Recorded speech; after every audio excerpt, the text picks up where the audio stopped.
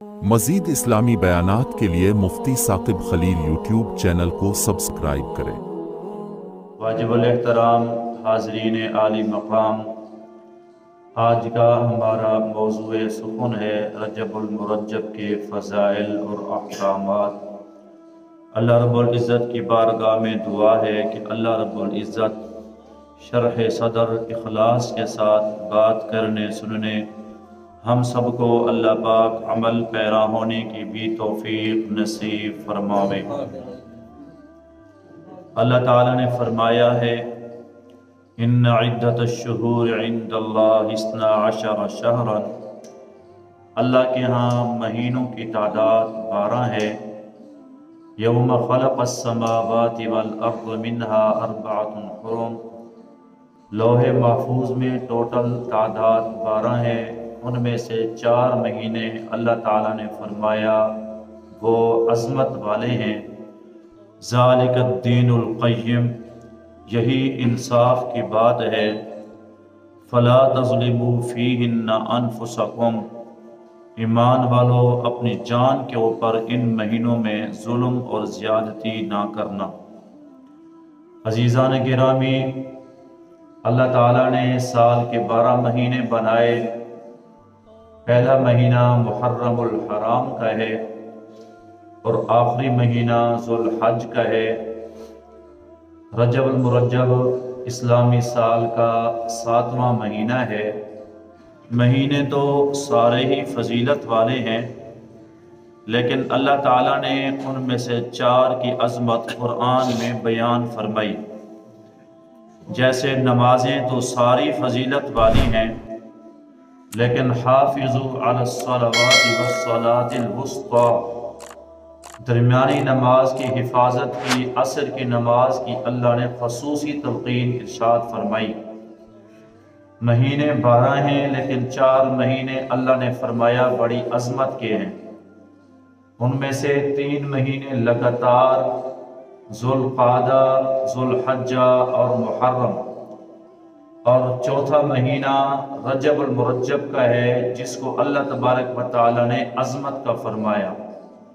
یہ رجب کا معنی یہ مشتق ہے ترجیب سے، اس کا معنی ہوتا ہے عظمت۔ رجب المرجب کو اس وجہ سے رجب المرجب کہتے ہیں کہ ایسا مہینہ جس کی عظمتیں بیان کی گئی ہیں۔ اللہ نے قرآن مجید میں اس کی شان بیان فرمائی ہے۔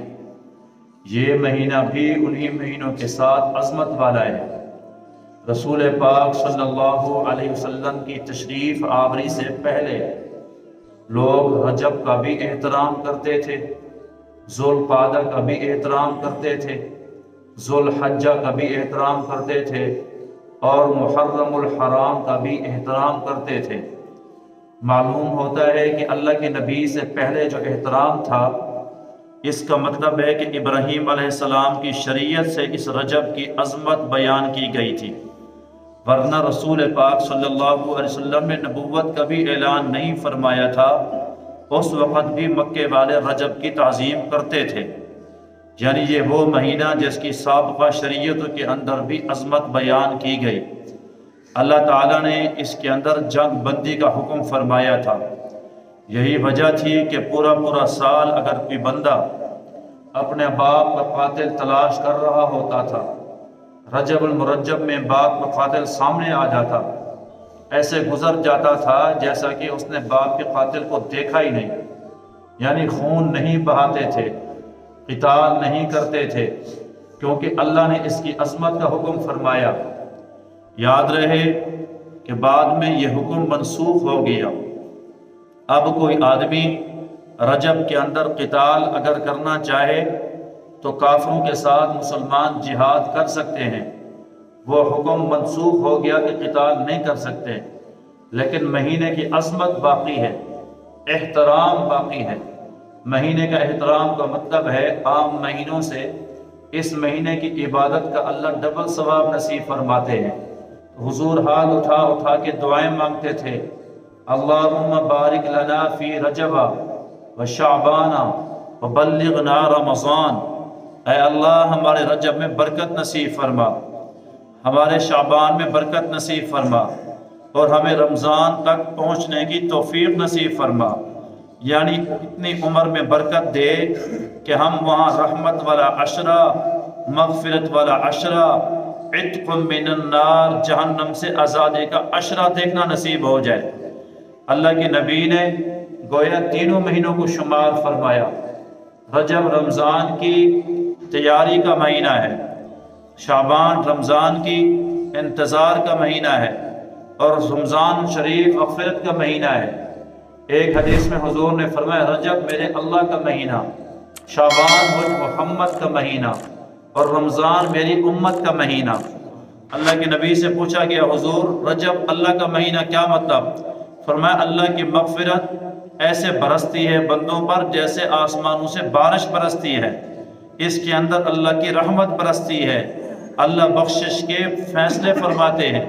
شعبان میرا مہینہ ہے، تو شعبان کے اندر حضور صلی اللہ علیہ وسلم کی ذات پہ کثرت سے درود پڑھنے کا حکم ہے، اور رمضان امت کا مہینہ ہے کہ اس کے اندر بے شمار لوگ جہنم سے آزاد ہو کے اللہ ان کو جنت کے داخلے عطا فرماتے ہیں۔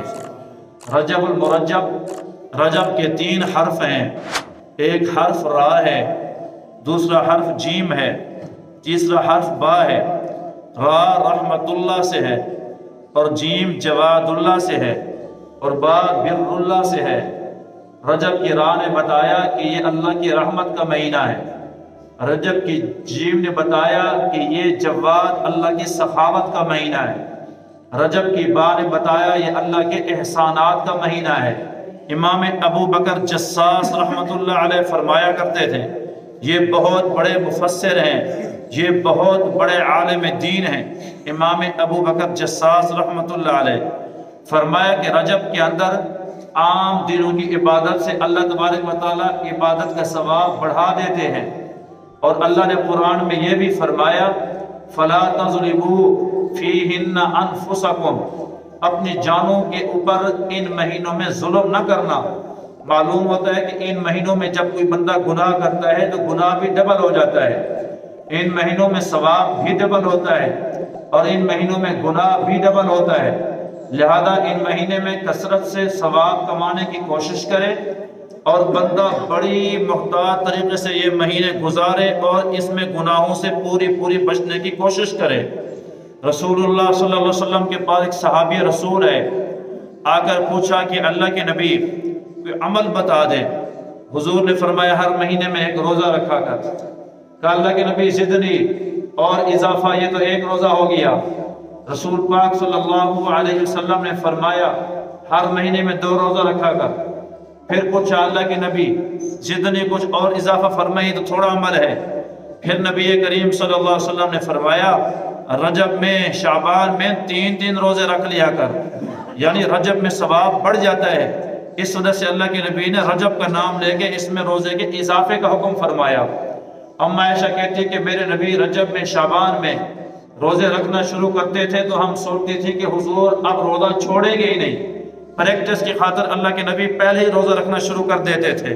اور بھائیو ہم سے رجب آتا ہے گزر جاتا ہے، شعبان آتا ہے گزر جاتا ہے، اور پتہ تک نہیں چلتا کہ اتنی فضیلت والے ہم سے مہینے گزر گئے۔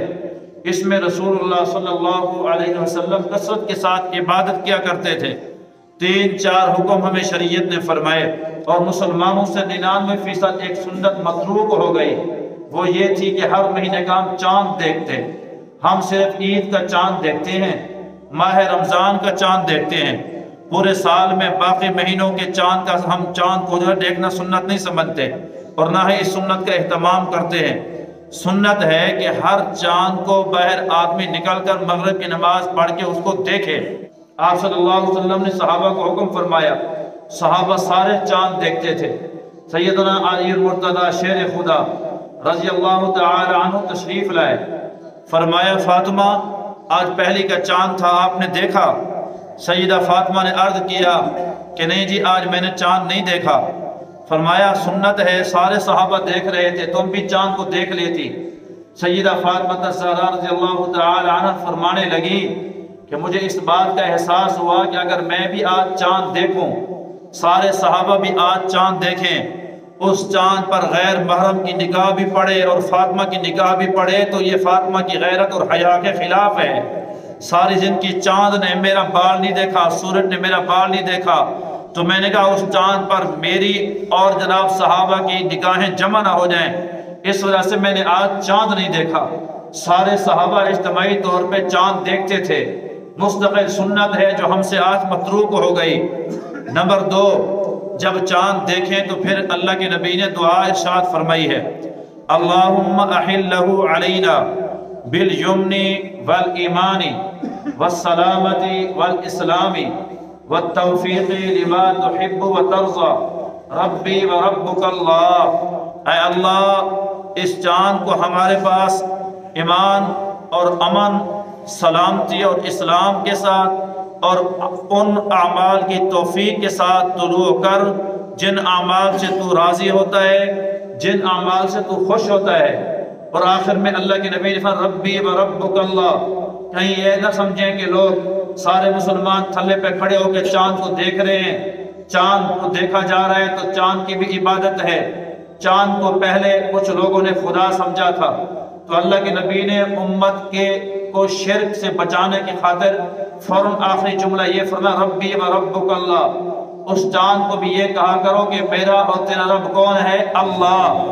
तो अल्लाह के हुक्म से तुलू होता है, अल्लाह के हुक्म से गुरूब होता है। अल्लाह चाहता है तो रात को चाँद नजर आता है, अल्लाह नहीं चाहता तो दिन को चाँद नजर नहीं आता। अल्लाह चाहता है तो रातों को भी अल्लाह चाँदों को छुपा देता है, अल्लाह चाहता है तो चाँद बढ़ता है, अल्लाह चाहता है तो चाँद घटता है। इसकी अपनी कोई मंशा नहीं है, ये सब कुछ किसके हुक्म से चल रहा है? अल्लाह के हुक्म से। अल्लाह के नबी ने हमारा अकीदा बचाया कि ख्याल करना, दर दर की ठोकरों से बचना और एक रब के दर पे झुकना। सिर्फ चाँद देखना सुन्नत है, चाँद को देखकर दुआ पढ़ना सुन्नत है। ये 2 काम हो गए, रजब का जब चाँद देखना फिर उसकी दुआ पढ़ना। हजरत अब्दुल्ला बिन उमर रज़ी अल्लाह तआला अन्हुमा आप फरमाया करते थे कि भाइयों, 5 रातें ऐसी हैं जब बंदा उसमें उठता है, अल्लाह ताला से मांगता है, अल्लाह तबारक व तआला उसकी दुआ को रद्द नहीं फरमाते, अल्लाह दुआ को शर्फ कबूलियत नसीब फरमाते हैं।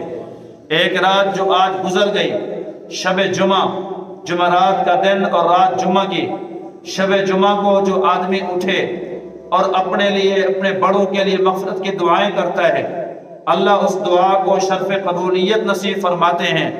सूरत यूसुफ की तफसीर के अंदर लिखा है कि जब हज़रत याकूब अलैहिस्सलाम किनान से आए, बेटों को लेकर, बीवी को लेकर मिस्र के अंदर पहुंचे, तो बेटों ने कहा अब्बा जान, हमसे गलती हो गई थी, हमने अपने भाई यूसुफ अलैहिस्सलाम को कुएं के अंदर डाला था, हमारी वजह से हमारा भाई पता नहीं कितने हाथों बिका, हमारे भाई ने जेलें बर्दाश्त की, हमसे बड़ा कसूर हुआ, आप अल्लाह के नबी हैं, हम हमारे लिए हाथ उठा के दुआ फरमाएं।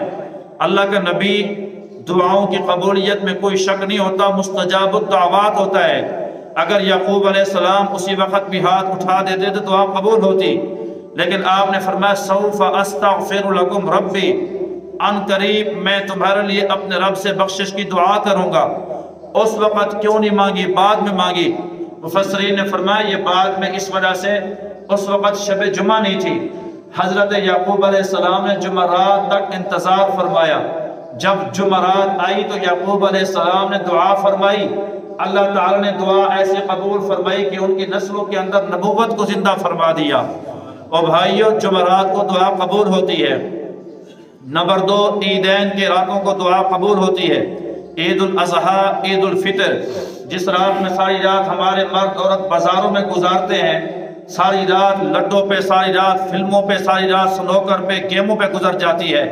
उस रात में अल्लाह तबारक व तआला का मुनादी पुकार रहा होता है, आओ मजदूरी ले लो, कोई है बख्शिश तलब करने वाला जिसको अल्लाह बख्शिश के परवाने अता फरमाए, है कोई मांगने वाला जिसको अल्लाह अता फरमा छोड़े।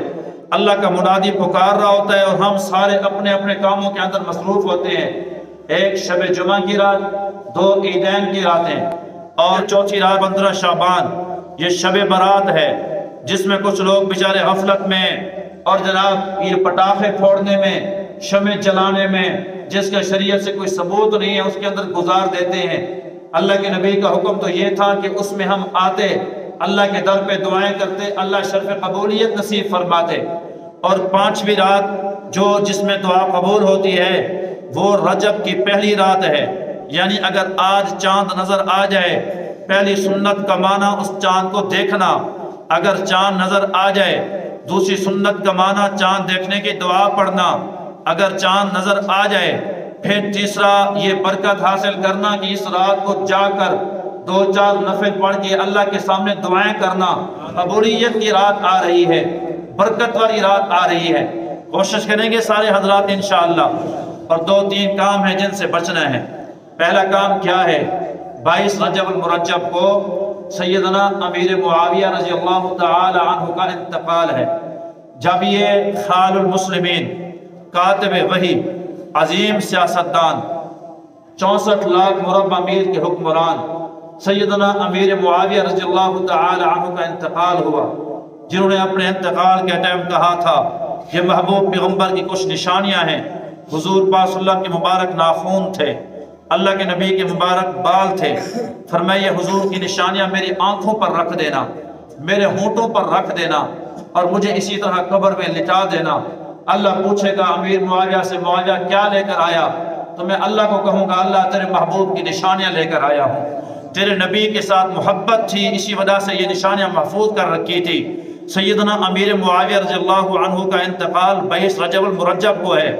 جب آپ کا انتقال ہوا تو اس وقت بھی امیر معاویہ کے دشمن، آج اگر ہم ایک ملک فتح کر لیں، کیا خیال ہے اس میں لوگ ہمارے دشمن نہیں ہوں گے؟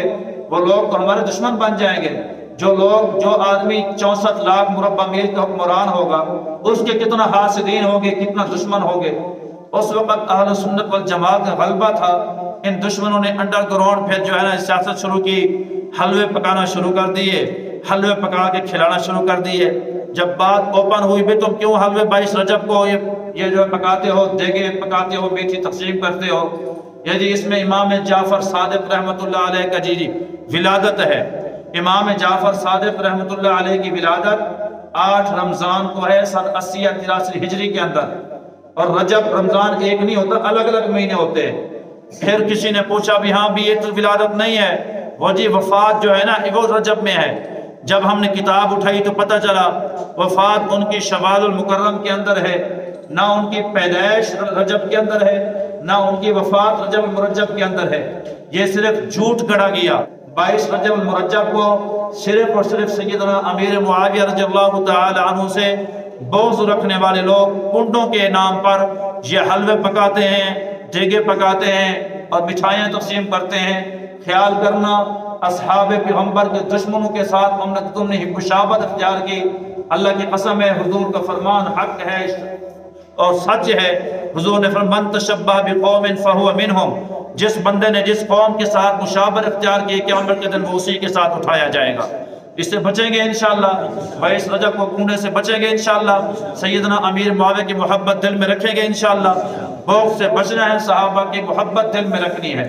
اور دوسرا یہ ہے کہ اس مہینے کے اندر لوگ 27 رجب کو روزہ رکھتے ہیں، یہ جی 1000 روزوں کا ثواب ملتا ہے۔ کسی حدیث کے اندر یہ نہیں ہے کہ 1000 روزوں کا ثواب ملتا ہے، کوئی اس کے اندر ایسی حقیقت نہیں ہے، کوئی روزہ 1000 جو ہے روزوں کے برابر نہیں ہوتا۔ اس میں بعض لوگ راتوں کو جا کر مخصوص عبادت کرتے ہیں اجتماعی، اور بعض جناب 4 رکعت پڑھو جی، پہلی سورۃ فاتحہ پڑھو، پھر اتنا سورۃ اخلاص پڑھو تو اتنا اجر و ثواب ہے۔ یہ بھی کسی صحیح حدیث کے اندر نہیں ہے، یہ بھی من گھڑت ہے۔ اور ثواب اسی چیز کا ہوتا ہے جس رسول اللہ صلی اللہ علیہ وسلم سے جو ثابت ہو، اصحاب پیغمبر سے ثابت ہو۔ اللہ نے قرآن مجید میں فرمایا کہ صحابہ کی مثل ہو جاؤ، ایسے ایمان لے آؤ جیسے صحابہ ایمان لے کر آئے۔ وہ ہمارے ایک ساتھی جماعت کے اندر گئے، نئے تھے، ان کو مشورے کے اندر بیان مل گیا، پہلے نہ منع کیا لیکن ان کا ابھی نہیں، آپ نے بیان کرنا ہے۔ وہ اوپر چڑھ کے بیٹھ گئے، ادھر سے عرب آ گئے، بڑے بڑے خواص لوگ علماء آ گئے۔ اس نے کہا بھی میرا اور آپ کا اور صحابہ کو کوئی فرق نہیں ہے۔ اب سارے حیران ہو گئے کہ ایک پہلے بیچارہ پڑھا ہوا نہیں تھا، اب نئی نئی باتیں کر رہے کہ صحابہ اور تمہارا کوئی فرق ہی نہیں ہے۔ اس نے کہا فرق صرف ایک بالشت کا ہے۔ پھر اور بندے کچھ متوجہ ہو گئے، یہ اور نئی بات کر دی کہ ایک بالشت کا فرق ہے اور کوئی فرق نہیں ہے۔ کہا میرا آپ کا اور صحابہ کا فرق ایک بالشت کا ہے، असहाब पैगंबर का ईमान यहाँ तक था, मेरा आपका ईमान यहाँ तक है। ये एक बालिश है।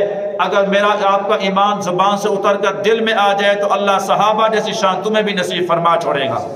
अजीज़ो, असहाब पैगंबर से जो ईमान हो, जो चीज़ साबित हो, उसको करने से सवाब मिलता है। ये बूढ़ों के दीन से सवाब नहीं मिलता है। जो बूढ़ियाँ बताती हैं हम करना शुरू कर देते हैं। अल्लाह बिदआत से हम सबको महफूज फरमाए। अल्लाह शरई अहकामात में अमल पैरा होने की तौफीक नसीब फरमाए। जो कुछ कहा सुना गया अल्लाह अमल पैरा होने की तौफीक नसीब फरमाए। व आखिर दावाना अनिल हम्दुलिल्लाह।